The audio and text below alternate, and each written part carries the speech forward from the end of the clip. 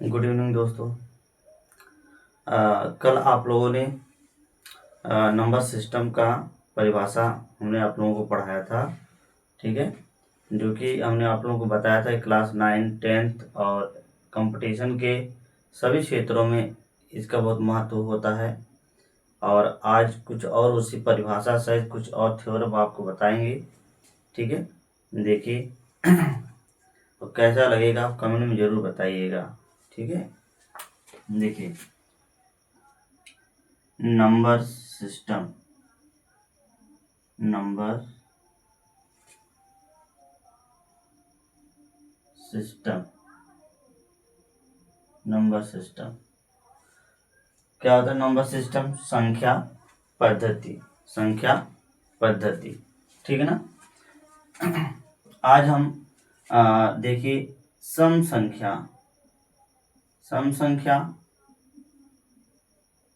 सम संख्या अर्थात even, even number, even number, even number, ठीक है। इवन नंबर, सम संख्या अर्थात इवन नंबर, सम संख्या, है ना। सम संख्या क्या होता है? सम संख्या जो दो से क्या करे? विभाजित करे। जो दो से क्या करे?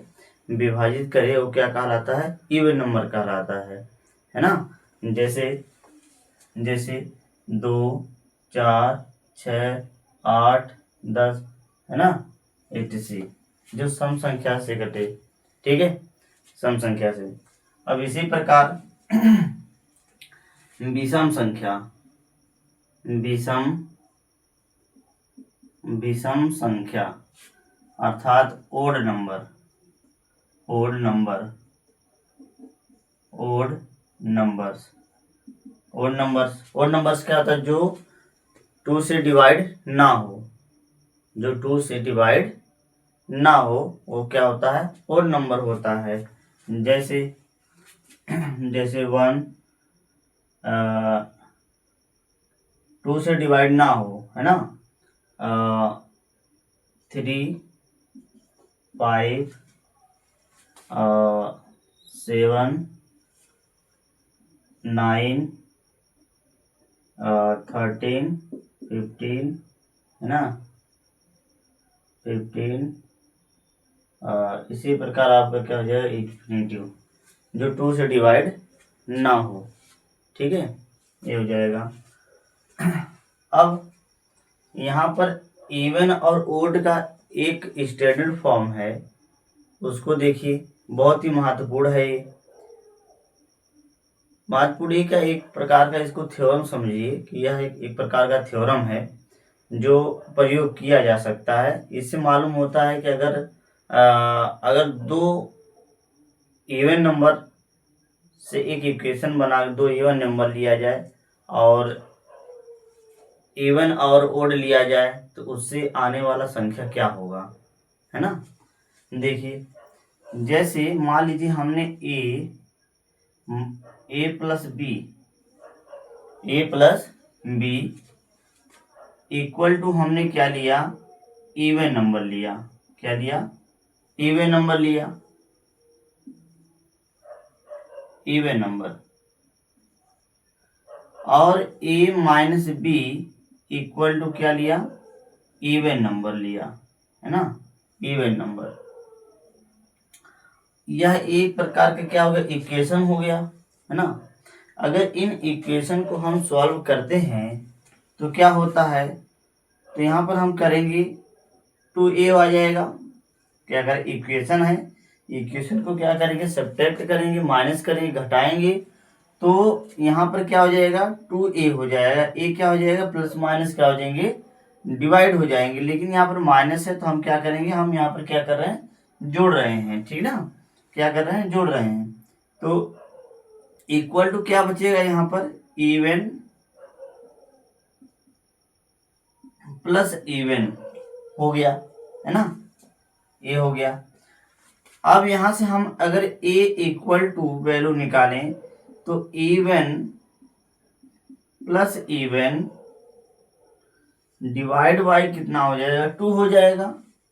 तो a की वैल्यू कितनी आ जाएगी? 2 इवन हो जाएगा, डिवाइड बाई 2, 2 से 2 क्या हो गया, डिवाइड हो गया, तो ए इक्वल टू कितना आया, ए इक्वल टू क्या आया, इवन आया, है ना, ये क्या आ गया, इवन आ गया।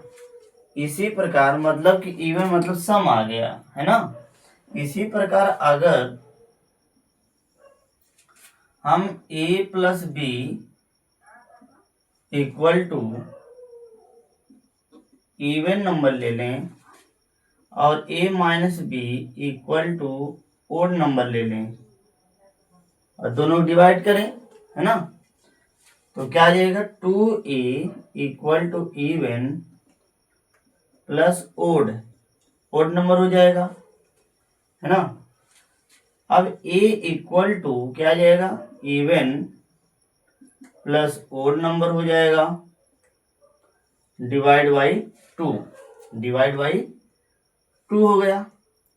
अब यहाँ पर देखिए, अगर इसको हम सॉल्व करते हैं तो इसके लिए क्या आ जाएगा, ए इवन अपॉन 2 प्लस क्या हो जाएगा, ओड अपॉन 2 हो जाएगा, अर्थात odd number upon 2 not equal to क्या आ जाएगा, नेचुरल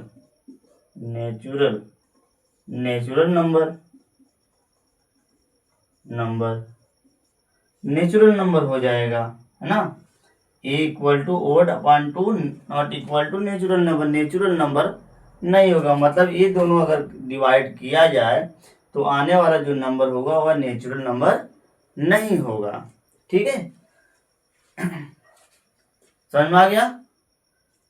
अभी और आगे बताएंगे, और भी सारी चीजें हैं, ठीक है।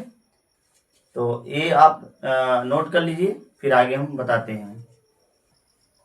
याद रखने की कुछ बातें हैं कि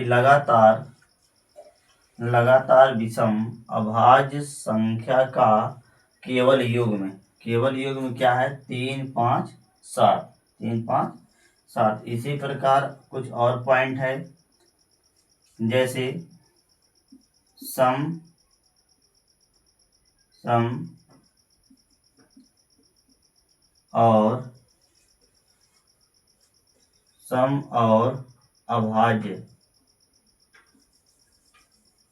और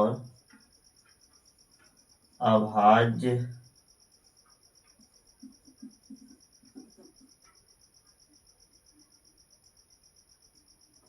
सम तथा सबसे छोटी सम और सबसे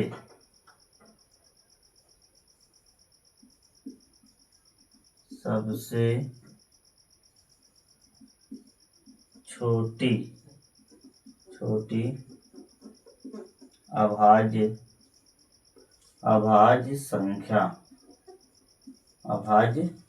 संख्या क्या है, 2, ठीक है।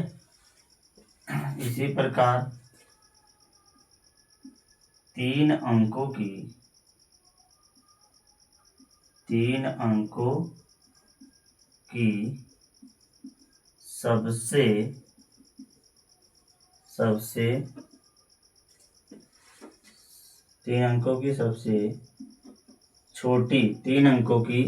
सबसे छोटी अभाज्य संख्या, 3 अंकों की सबसे छोटी अभाज्य संख्या क्या होती है, 101। इसी प्रकार 3 अंकों की सबसे बड़ी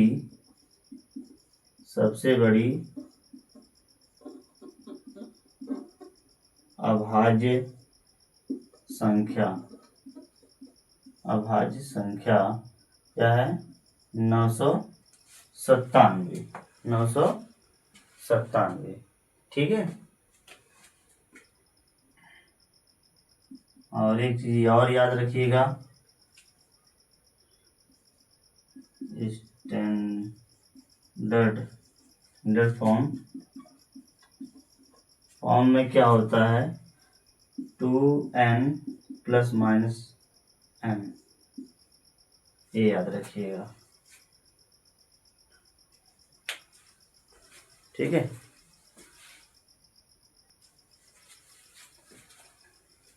ठीक है। तो ये आपके 5 पॉइंट हैं जो आपको याद रखने हैं। लगातार विषम अभाज्य संख्या का केवल युग्म 3, 5, 7, और ये आपका पॉइंट हो गया सम और सबसे छोटी अभाज्य संख्या 2, 3 अंकों की सबसे छोटी अभाज्य संख्या 101, 3 अंकों की सबसे बड़ी अभाज्य संख्या 997, और स्टैंडर्ड फॉर्म जो है 2n प्लस माइनस 1। ठीक है, जो सम और विषम के लिए यूज किया जाता है, इवन और ओड नंबर के लिए। ठीक है, इसको आप नोट कर लेंगे। ठीक है, आगे देखते हैं।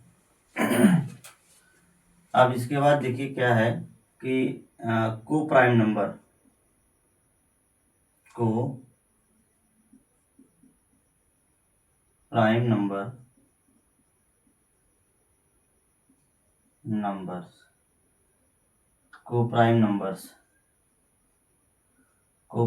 मतलब क्या है? सहअभाज्य संख्या, सहअभाज्य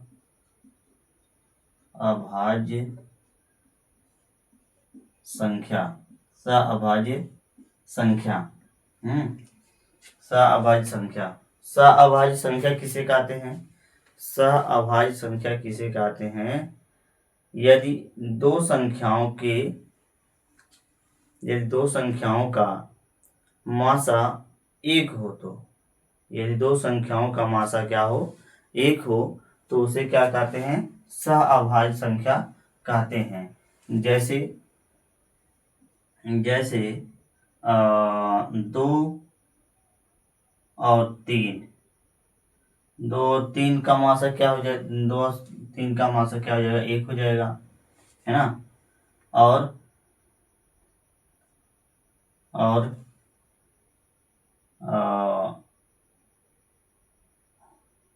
8 और 9 के बीच, है ना, क्या हो जाएगा? अभाज्य संख्या कितना हो जाएगा? इसको चेक करना पड़ेगा मुझे तो। देखिए, कोप्राइम नंबर सहअभाज्य संख्या क्या है? 2 और 3 के बीच क्या आ जाएगा? 1 मासा, और 11 और 13 के बीच क्या आ जाएगा? मासा 1 आ जाएगा। 16 और 9 के बीच क्या आ जाएगा? मासा 1 आ जाएगा। 25 और 19 के बीच क्या आ जाएगा? मासा 1 आ जाएगा। ठीक है ना। जैसे कि इसका मतलब समझ रहे हैं ना कि 11 और 13 के बीच जो है मासा 1 कैसे है? जैसे 11 और 13, इन दोनों का, अगर इन दोनों का हम क्या करेंगे? मल्टीप्लाई करेंगे, फैक्टर करेंगे, तो 1 इंटू कितना आएगा? 11 आएगा। इसका अगर हम करेंगे तो 1 इंटू कितना आएगा? 13 आएगा। तो दोनों में क्या आया? केवल 1 आया। तो इन दोनों का क्या? इन दोनों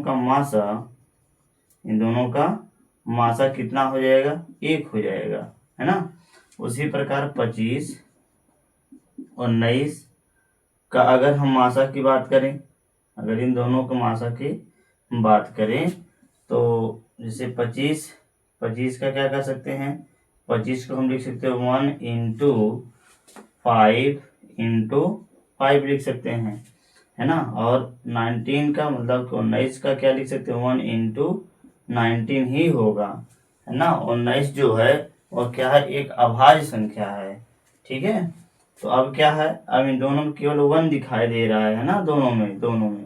तो क्या हो जाएगा? 25 और 19 का मासा कितना हो जाएगा? 1 हो जाएगा। ठीक है, इस प्रकार 2 और 3 का उसी प्रकार क्या हो जाएगा? 1 हो जाएगा। ठीक है, अब यहाँ पर ट्यूम प्राइम नंबर युग्म अभाज्य संख्या है। ठीक है, तो क्या 2 लगातार अभाज्य संख्याओं के बीच यदि उनका अंतर क्या हो जाए, 2 हो जाए, उनका अंतराल कितना हो, 2 हो, या अंतर क्या हो, 2 हो, तो क्या होता है, ट्यून प्राइम नंबर युग्म अभाज्य संख्या कहलाता है, युग्म अभाज्य संख्या कहलाता है। ठीक है, जैसे जैसे अब देखिए 2